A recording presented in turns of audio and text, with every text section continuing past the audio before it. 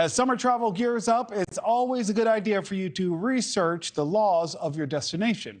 You could be surprised by the restrictions on things you rely on every day, like medication. If you're traveling abroad, not all your medications may be clear for international takeoff. Each country has its own set of laws related to their prescriptions. And while a recent survey shows nearly 80% of people plan to travel with medications, almost half won't check to see whether it's even legal to do so, causing 1 in 10 Americans to have their medication confiscated while traveling through security or by border officers.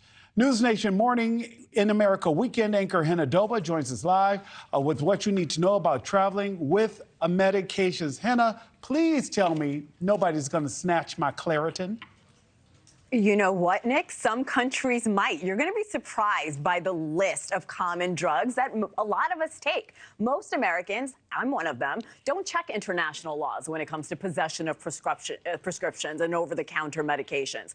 Many have had their medicine confiscated at the airport for not having the proper paperwork, or, Nick, not even keeping the meds in their original bottles.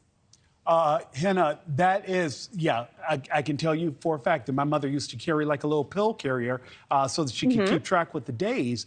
So she definitely didn't have it in the original box. This is concerning for the millions of Americans who take medication and are maybe planning to travel this summer. What are you learning about the penalties that could be imposed for someone who simply because of convenience may have taken it out of the original packaging?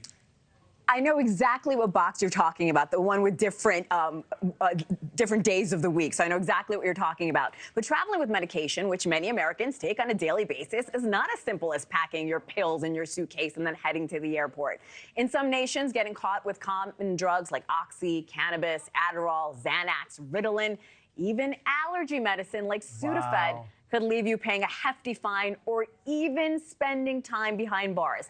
Singapore, for example, consumption of a controlled drug could lead to a 1 to 10 year sentence in prison, and in addition to a $20,000 fine. In France, which is expected to see an influx of visitors for the Summer Olympics in a few weeks, certain narcotics and plants could lead to 1 year in prison, along with a fine of 3,700 euros. So it depends on what nation it is to see how steep the penalty is now. Henna, do you believe that the news that we've had out of the tourists who've been trapped in Turks and Caicos and have had those situations because of ammo has raised awareness, or are most Americans even aware of how this could be a major problem for them?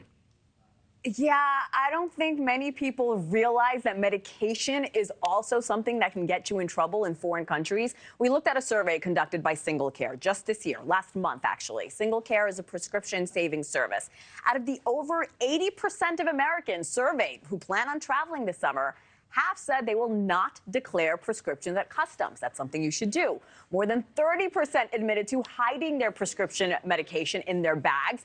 Many are not aware that certain countries restrict drugs that could lead to criminal charges. And like I mentioned, Nick, even jail time. Thank you for watching. Go to newsnationnow.com to find NewsNation on your television provider. And don't forget to click the red subscribe button below to get more of NewsNation's fact-driven, unbiased coverage.